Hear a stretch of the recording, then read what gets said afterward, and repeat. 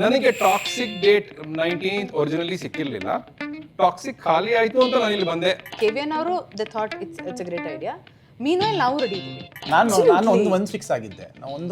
ನಾನು ಲವ್ ಮಾಕ್ಟೇಲ್ 3 ಕನ್ನಡ ಆಪೋಸಿಟ್ ಯಾವ ಸಿನಿಮಾನು ಮಾಡೋದು ಬೇಡ.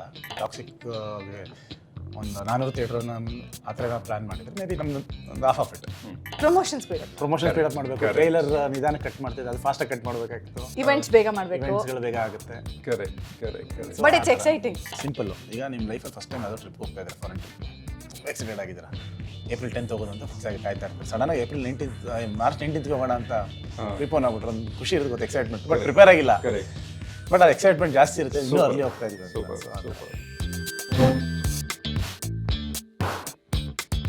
ಮಿಲನ್ ಅವರೇ, ಕೃಷ್ಣ ಅವರೇ, ನಮಸ್ತೆ. ನಮಸ್ತೆ. ಫಾರ್ಚೂನ್ ಫೇವರ್ಸ್ ದಿ ಬ್ರೇವ್ ಅಂತ ಹೇಳ್ತಾರಲ್ಲ, ಹಾಗೆ ನನಗನ್ಸೋದು ಈ ಲಕ್ ಅನ್ನೋದು fortune also favours the prepared ಅಂತ. ಯಾರೆಲ್ಲ ಪ್ರಿಪೇರ್ಡ್ ಆಗಿರ್ತಾರೋ ಅವರಿಗೆ ಫಾರ್ಚೂನ್ ಫೇವರ್ ಮಾಡುತ್ತೆ ಅಂತ. ಬಿಕಾಸ್ ನಾವು ಮಾತಾಡ್ತಾ ಇದ್ವಿ how crucial a date March 19th is ಅಂತ. ಆ್ಯಂಡ್ ಐ ನೋ ಕೃಷ್ಣ ಅವರು ಒಂಥರ ಸೈಲೆಂಟಾಗಿ, ಪ್ರಾಯಶಃ ನೀವಿಬ್ರು, ಬಟ್ ನಾನು ಅವ್ರನ್ನ ಭೇಟಿಯಾಗಿದ್ದರಿಂದ ಅದು ಗೊತ್ತಿರೋದು, ಸೈಲೆಂಟಾಗಿ ಇದ್ರ ಬಗ್ಗೆ ಕೆಲಸ ಮಾಡ್ತಾನೇ ಇದ್ರು, ಲವ್ ಮಾಕ್ಟೇಲ್ ಬಗ್ಗೆ. So the film was ready. Film ರೆಡಿಯಾಗಿ ಐ ಥಿಂಕ್ ನವಂಬರ್ ಡಿಸೆಂಬರಲ್ಲಿ ಆಲ್ಮೋಸ್ಟ್ ಮ್ಯೂಸಿಕ್ನು ಫೈನಲ್ ಮಾಡಿಬಿಟ್ಟಿದ್ದಾರೆ. ಅಂದರೆ ರಿರೆಕಾರ್ಡಿಂಗ್ ಆಗೋಗಿ ನನಗೆ ಜನವರಿ ಫೆಬ್ರವರಿ ಬರಬೇಕು ಅಂತ ಆಸೆ ಇತ್ತು. ಸೊ ಸ್ವಲ್ಪ ಎಕ್ಸಾಮ್ ಟೈಮು ಆಗುತ್ತೆ, ಡೇಟ್ಸ್ ನೋಡ್ಕೊಂಡು ಬೇಡ ಈ ಸತಿ ಸಮ್ಮರ್ ಹಾಲಿಡೇಸ್ ಬರೋಣ ಅಂತ. ಟಾಕ್ಸಿಕ್ ಬರುತ್ತೆ 19th, ಸೊ ಅದ 3 weeks ಬರೋಣ ಅಂತ ಫುಲ್ ಪ್ರಿಪೇರ್ ಆಗಿ ಕಷ್ಟಪಟ್ಕೊಂಡು ತಡ್ಕೊಂಡು ವೆಯ್ಟ್ ಮಾಡ್ತಾ ಇದ್ದೆ. ಒನ್ಸ್ ಟಾಕ್ಸಿಕ್ ಮುಂದಕ್ಕೆ ಹೋಗ್ತಿದ್ದಂಗೆ ಐ ಥಾಟ್ ಒಳ್ಳೆ ಡೇಟು. ಎಲ್ಲರೂ ಟಾಕ್ಸಿಕ್ ನೋಡಬೇಕು ಅಂತ ಒಂದು ತಲೆಯಲ್ಲಿ ಫಿಕ್ಸ್ ಆಗಿರ್ತಾರೆ, ಒಂದು ಕನ್ನಡ ಸಿನಿಮಾ ನೋಡಬೇಕು ಅಂತ. ಆ ವಾಯ್ಡ್ ಕ್ರಿಯೇಟ್ ಆಗಿದೆ ಈಗ. So I thought why not 3 weeks ಮುಂಚೆನೇ ಬಂದ್ಬಿಡೋಣ ನಾವು. ಸೊ ದಟ್ ಹಾಲಿಡೇ ಇದೆ ಆ್ಯಂಡ್ ಫ್ಯಾಮಿಲಿ, ನಿಮ್ಗೇನಾದರೂ ಯುಗಾದಿ ಅಂದ ತಕ್ಷಣ ಎಲ್ಲರೂ ಮನೇಲೆಲ್ಲ ಸೇರ್ಕೋತಾರೆ. ಸೊ ಇಡೀ ಫ್ಯಾಮಿಲಿಗೆ ಹೋಗ್ಬೇಕು ಅಂದರೆ ಒಂದು ಸಿನಿಮಾ ಬೇಕು. ಸೊ ಅದಕ್ಕೋಸ್ಕರ love Mocktail 3 proper family film. 19th ಒಂದು ಕನ್ನಡ ಚಿತ್ರ ನೋಡಬೇಕು ಅಂತ ಡಿಸೈಡ್ ಆಗಿಬಿಟ್ಟಿದ್ವಿ ನಾವೆಲ್ಲರೂ. ಲಕ್ಕಿಲಿ ಆ ಪೊಸಿಷನ್ನ ನೀವು ತೊಗೊಂಡಿದ್ದೀರಿ ಅಂತಾಯಿತು. ಬಟ್ ಈಗ KVN ಟಾಕ್ಸಿಕ್ನ ಪ್ರೊಡ್ಯೂಸರ್, ಆಬ್ವಿಯಸ್ಲಿ ಅವ್ರು ಅದಕ್ಕೆ ಡಿಸ್ಟ್ರಿಬ್ಯೂಟ್ ಮಾಡ್ತಾರೆ ಅಂತ ಕೂಡ ಅನ್ಸುತ್ತೆ. ಹಾಗಾಗಿ ಇದಕ್ಕೆ KVN ಅವರೇ ಇದು KVN ಅವ್ರ ಡಿಸ್ಟ್ರಿಬ್ಯೂಷನ್ಗೆ ಬಂದಿದ್ದು ಯಾವಾಗ? ಆಲ್ಮೋಸ್ಟ್ ಆಯಿತು, ಮುಂಚೆನೇ ಇತ್ತು ಅದು. One month. ಓಕೆ. ಸೊ ಅವ್ರಿಗೆ 19th ಅಂದರೆ ಇದು ಹೀಗೆ ವರ್ಕ್ ಆಗತ್ತಾ ಅಂತ ಕೇಳ್ತಾ ಇದ್ದೀನಿ. 19th ಅವ್ರಿಗೆ ಒಂದು distribution set of theatres already ಅವ್ರ ತಲೆಯಲ್ಲಿ ಇದ್ದಿರುತ್ತೆ.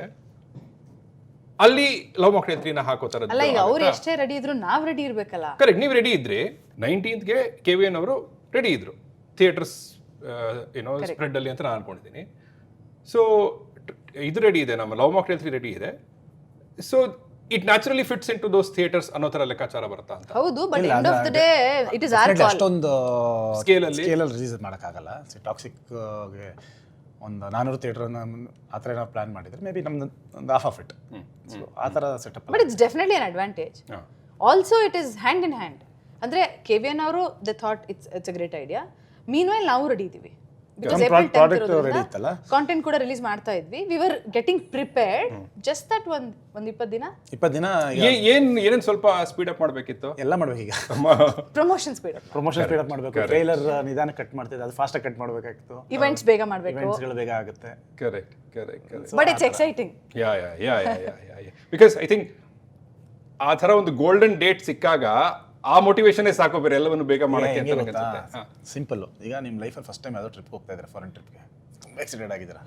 ಏಪ್ರಿಲ್ 10th ಹೋಗೋದು ಅಂತ ಫಿಕ್ಸ್ ಆಗಿ ಕಾಯ್ತಾ ಇರ್ತಾರೆ. ಸಡನ್ನಾಗಿ ಏಪ್ರಿಲ್ 19th ಮಾರ್ಚ್ 19th ಹೋಗೋಣ ಅಂತ ಪ್ರಿಪೋನ್ ಆಗ್ಬಿಟ್ರೆ ಒಂದು ಖುಷಿ ಇರುತ್ತೆ ಗೊತ್ತು, ಎಕ್ಸೈಟ್ಮೆಂಟ್. ಬಟ್ ಪ್ರಿಪೇರ್ ಆಗಿಲ್ಲ, ಬಟ್ ಅದು ಎಕ್ಸೈಟ್ಮೆಂಟ್ ಜಾಸ್ತಿ ಇರುತ್ತೆ. ಇನ್ನೂ ಅರ್ಲಿ ಹೋಗ್ತಾ ಇದೀವಿ.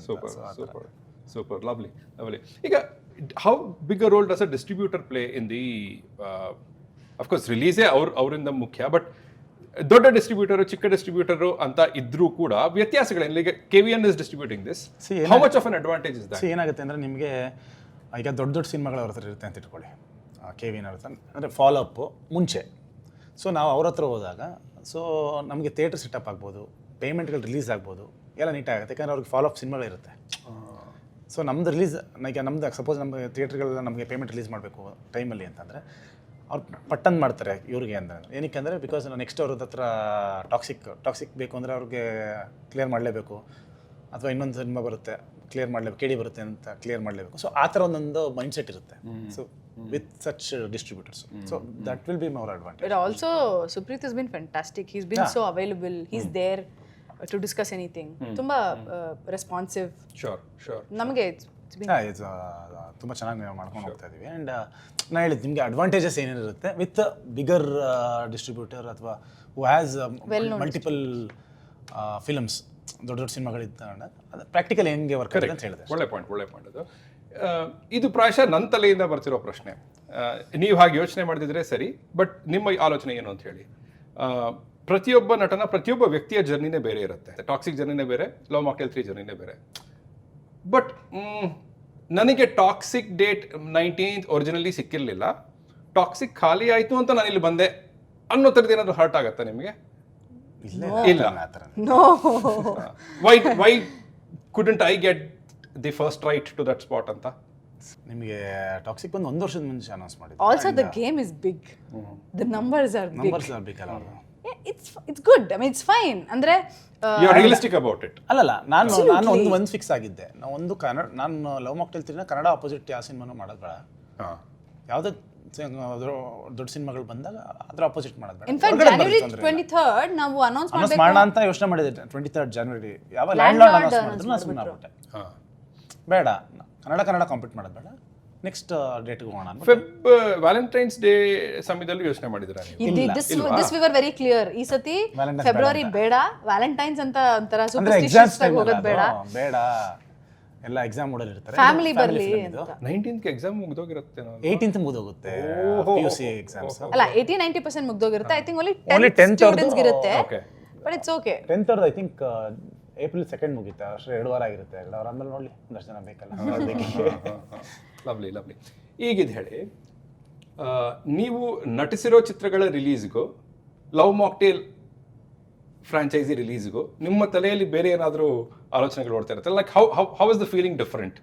ಅಂದ್ರೆ ಇದರಲ್ಲಿ ಬರೀ ಪ್ರಮೋಷನ್ ಮಾಡ್ತಿರ್ತೀವಿ, ಅಂದ್ರೆ ಬರೀ ಆಕ್ಟ್ ಮಾಡೋವಾಗ ಬೇರೆ ಟೆನ್ಷನ್ ಇಲ್ಲ. ಇಲ್ಲ ಪೋಸ್ಟರ್ ಬಂತ, ಪೋಸ್ಟರ್ ಕಳಿಸಿದ್ವಾ, ಅವರಿಗೆ designer ಕಳಿಸಿದ್ವಾ, the whole marketing plan, release issues ಎಲ್ಲ ಅಲ್ಲಿ ಕಾಪಿ ರೆಡಿ ಮಾಡ್ಕೋಬೇಕು, ಈ ಕಡೆ ಟ್ರೈಲರ್ದು ಕಟ್ ನಡೀತಾ ಇರುತ್ತೆ.